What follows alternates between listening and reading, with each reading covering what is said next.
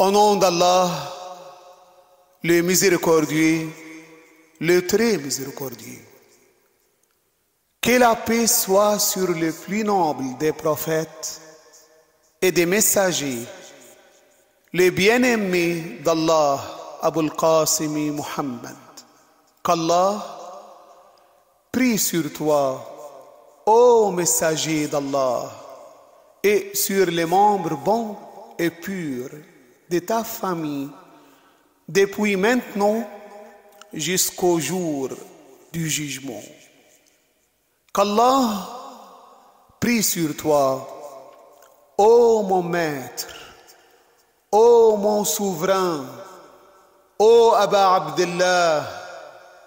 Qu'Allah prie sur toi, ô fils du messager d'Allah. Qu'Allah prie sur toi et sur ceux qui sont tombés martyrs avec toi. Comme nous aimerions être avec vous, mon maître, pour gagner une victoire grandiose. Chers frères et sœurs, Karbala est le nom de l'endroit où les petits-fils du prophète Mohammed, Dieu le bénisse, lui et les siens, est tombé martyr au milieu de ses fidèles compagnons, victimes de la soldatesque du calife usurpateur Yazid, fils de Muawiyah, qui emmenèrent ensuite les femmes et les enfants de la famille du prophète en captivité. Ashura désigne le 10e jour du mois islamique de Muharram, au cours duquel ce martyre eut lieu et au cours duquel il est toujours commémoré avec la plus grande ferveur. Karbala et Ashura sont le cœur palpitant des fidèles de la famille du prophète, que la paix soit avec eux. Cœur palpitant qui n'a cessé au cours des siècles de maintenir en vie l'esprit de justice et de vérité et continuera de le faire jusqu'au jour dernier. Ashura, l'événement historique crucial, cette tragédie est l'aboutissement du soulèvement de l'imam al-Hussein, paix sur lui, qui avait pour but de donner un coup d'arrêt à la légalisation et à la généralisation de la déviation du message de l'islam par les Omeyyades, et notamment par Yazid, qui avait placé son pouvoir personnel et ses vices au-dessus de tous les tabous islamiques, et dont les soldats n'ont pas hésité sur ses ordres à servir contre la ville du prophète Médine, en s'y livrant à un génocide barbare et à des viols collectifs avant de marcher sur la Mecque pour y détruire et incendier la maison de Dieu, la Sainte Kaaba. Dans une lettre adressée à son frère Muhammad ibn al-Hanafiya, ainsi que dans d'autres occasions, Al-Hussein, paix sur lui, évoque les raisons de son départ de Médine, de son refus du pouvoir de Yazid et de sa révolution contre lui. Il y explique le sens de son mouvement et les fondements de sa confrontation avec le nouveau régime omeyyade, ci-après l'essentiel de cette lettre. Je ne me suis pas soulevé de gaieté de cœur, ni pour une quelconque insatisfaction personnelle, ni par subversion, ni injustement. Je me suis soulevé pour réformer la nation de mon grand-père, le messager de Dieu, pour commander le bien et interdire le mal, et pour suivre les traces de mon grand-père et de mon père.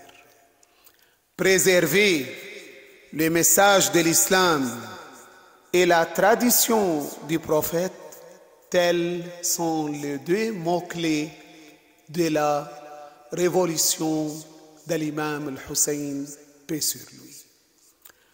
Aucun élément d'ordre personnel n'entra jamais dans ses motivations.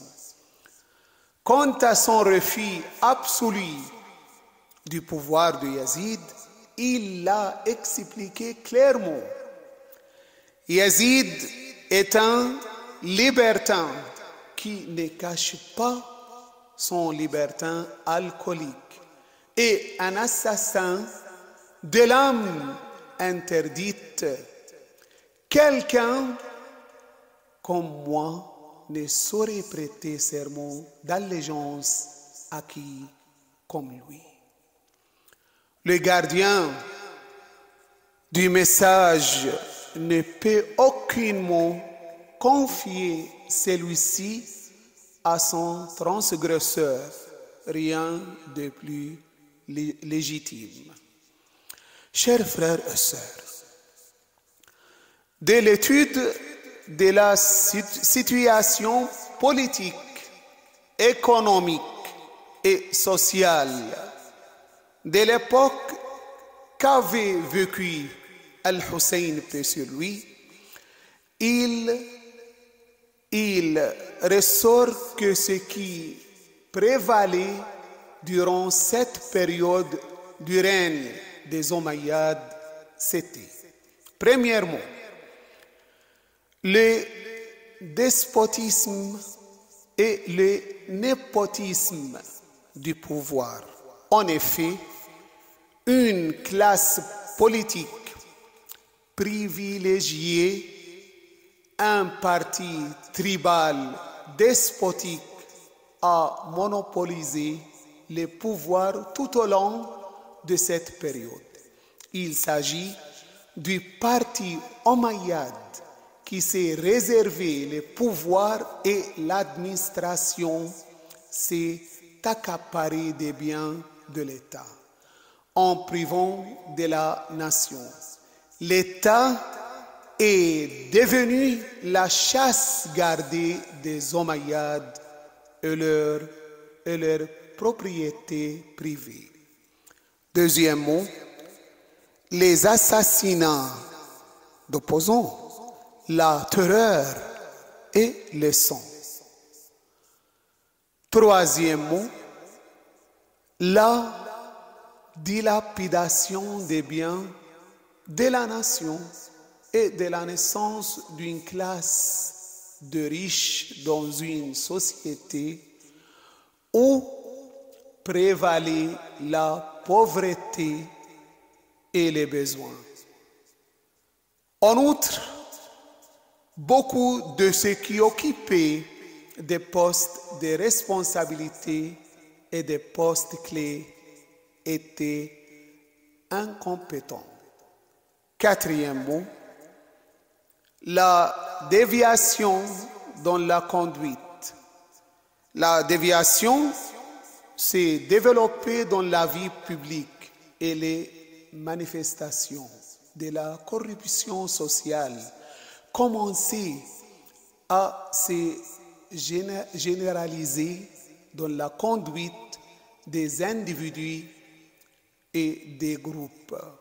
Cinquièmement, l'absence de la loi et la primauté du tempérament et de l'intérêt personnel des gouverneurs dans la conduite des affaires de la nation.